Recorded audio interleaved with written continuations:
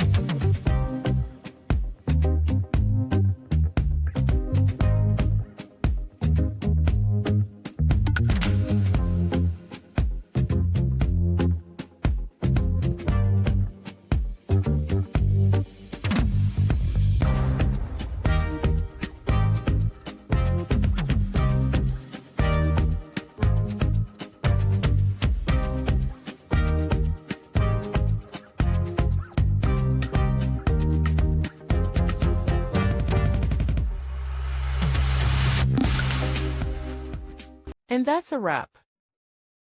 I hope you found the answer you were looking for. If you did, take a second to hit that subscribe button. It really helps out. And let me know in the comments which solution worked best for you. See you next time in the debug zone.